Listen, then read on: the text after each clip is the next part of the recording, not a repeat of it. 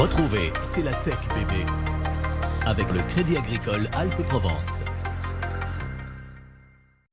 Votre programme C'est la Tech bébé avec la métropole Aix-Marseille-Provence, élue capitale européenne de l'innovation 2022.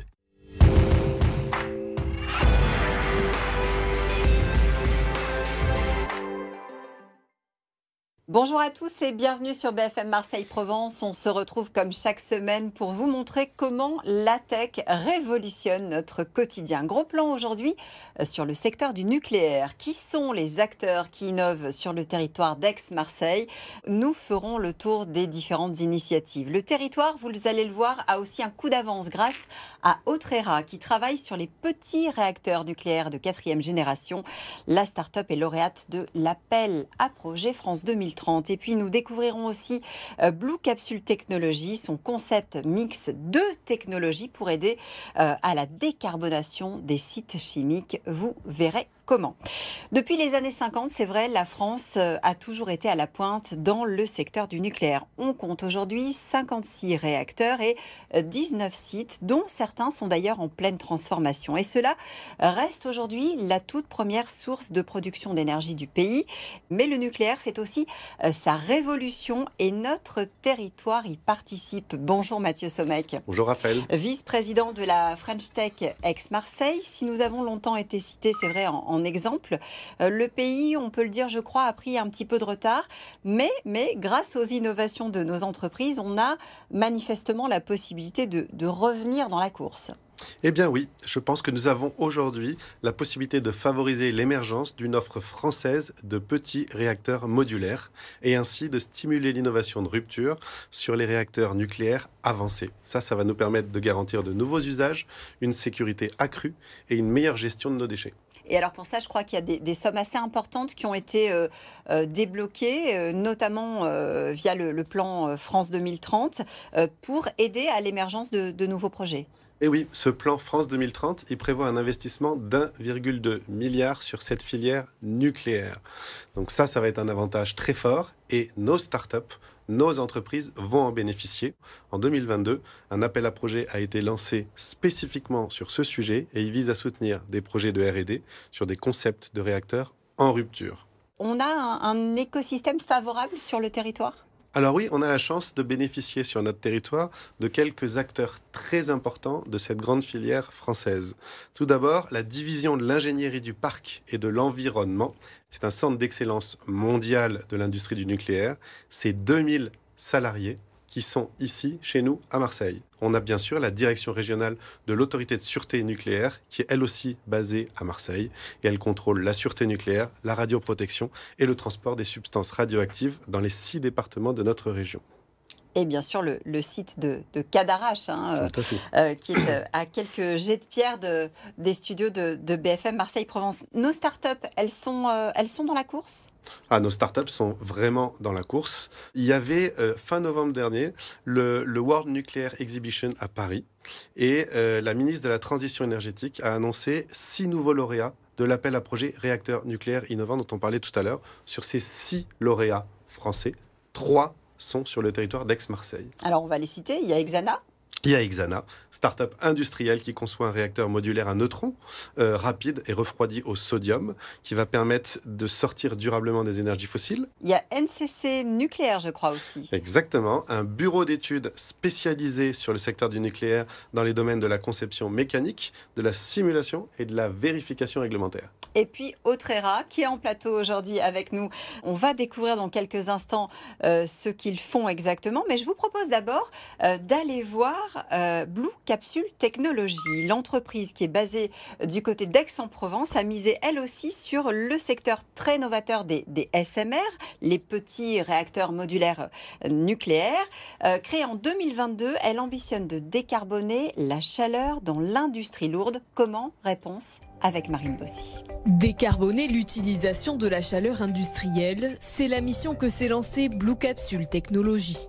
La start-up développe depuis près de 2 ans un nouveau concept pour fournir de la chaleur industrielle aux grands consommateurs chimiques. L'industriel qui a besoin de chaleur décarbonée, à l'heure actuelle, une des seules solutions, c'est d'électrifier sa production et donc utiliser le réseau électrique pour chauffer localement. Sauf que pour faire ça, il a besoin de modifier son outil industriel. Ce que nous proposons, nous, c'est de venir au pied de son usine et d'apporter des capsules. Une capsule, c'est 150 MW de chaleur qu'on peut directement utiliser dans le procédé de l'industriel. Ces capsules sont de petits réacteurs modulaires nucléaires pouvant fournir une chaleur industrielle à 700 degrés en utilisant l'air ambiant comme source froide. Deux technologies vont être combinées, une première à haute température et une autre utilisant du sodium liquide pour avoir un réacteur nucléaire plus petit et plus efficace. Il va y avoir le cœur du réacteur qui va produire de la chaleur et qui va permettre pour l'industriel auquel on va délivrer cette chaleur de l'utiliser pour son procédé industriel, soit de la production de produits chimiques, soit de la production d'autres produits dans son procédé normal. Prochaine étape pour Blue Capsule, la construction de ces deux prototypes. D'ici 2027, la solution pourra être commercialisée auprès des industriels. Frédéric Varenne, bonjour. Merci d'être avec nous. Vous êtes le cofondateur d'Autrera. Vous êtes physicien. Votre spécialité, ce sont les neutrons rapides. Et je crois que vous aviez travaillé au sein du CEA sur le projet baptisé Astrid il y a quelques années. Pourquoi est-ce que vous remettez aujourd'hui sur ces Sodium Fast Reactors ? Alors, c'est un savoir-faire français. Ces technologies dites de réacteurs de 4e génération, ces réacteurs-là, en fait, ont été pensés pour la plupart dans les années 50. Les preuves de concept sont arrivées dans le début des années 60.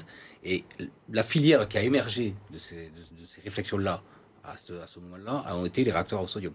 Mathieu ? Alors, on parle beaucoup de cette génération de nouveaux réacteurs nucléaires. Est-ce que tu peux nous expliquer les besoins auxquels ils répondent ? Ces réacteurs-là, ils utilisent la matière nucléaire au mieux de ce qu'on peut en faire. C'est-à-dire qu'avec ces réacteurs-là, par exemple, pour faire simple, on n'a plus besoin de mines. On n'a plus besoin d'aller chercher du minerai d'uranium à l'extérieur de la France.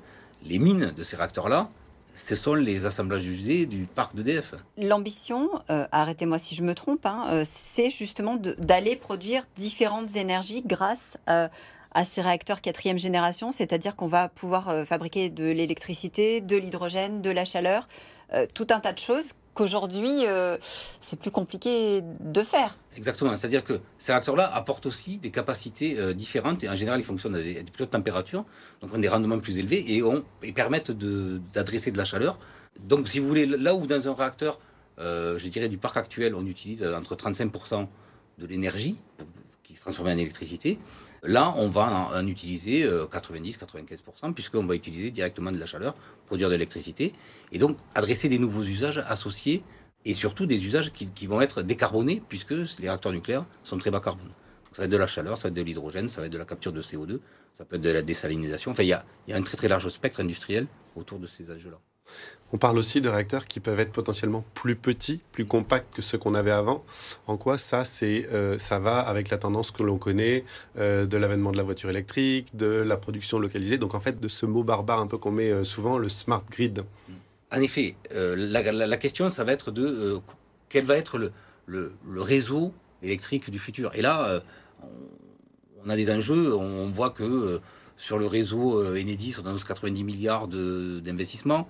Sur le réseau haute tension, ça va être à peu près du même niveau. Donc, c'est des investissements très, très importants. Et en effet, pouvoir relocaliser de la production énergétique au plus près des besoins, ça, c'est un vrai enjeu. Et surtout, si vous produisez de la chaleur, là, pour le coup, vous ne devez être pas très, très loin du consommateur. La suite, c'est quoi ? Vous allez être opérationnel quand ? À quel horizon ?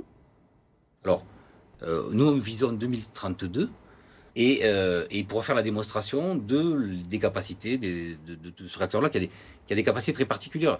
Le cœur fonctionne tout seul pendant 10 ans. Enfin, il y a des vraies avancées technologiques et des vraies avancées en termes de démonstration de sûreté. Là où les réacteurs actuels ont 3 barrières de confinement, nous on en met 4 parce que c'est un vrai enjeu pour rapprocher les systèmes nucléaires des populations. Et donc 2032 pour le premier et les premières séries en 2035. Merci beaucoup en tout cas d'être venu nous parler d'Autrera et des perspectives qui se dessinent pour la filière nucléaire. Allez, nous c'est l'heure d'ouvrir tout de suite le bloc tech. Et on va rester dans le sujet du jour, Mathieu, si vous le voulez bien, avec, je crois, 2 événements à venir sur le nucléaire qui vont particulièrement nous intéresser. Oui, alors tout de suite, du 5 au 9 février, nous avons la semaine des métiers du nucléaire. Donc c'est un événement national qui multiplie les actions permettant de faire découvrir les métiers, les formations et les emplois du nucléaire avec des visites d'entreprise, des job dating, des forums de recrutement. Et un peu plus tard dans l'année, du 22 au 24 octobre, on part à Londres pour les French Nuclear Days, 2 jours pour rencontrer les acteurs majeurs du secteur et tisser des liens pour faire avancer ces projets.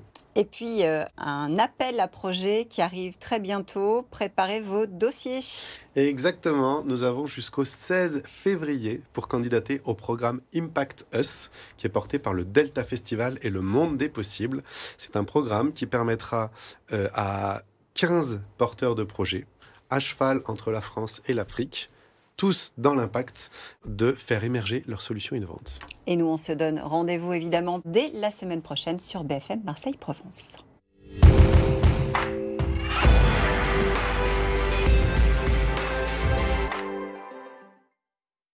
C'était votre programme, c'est la Tech Bébé, avec la métropole Aix-Marseille-Provence, le territoire de la diversité innovante. C'est la Tech Bébé, avec le Crédit Agricole Alpes-Provence.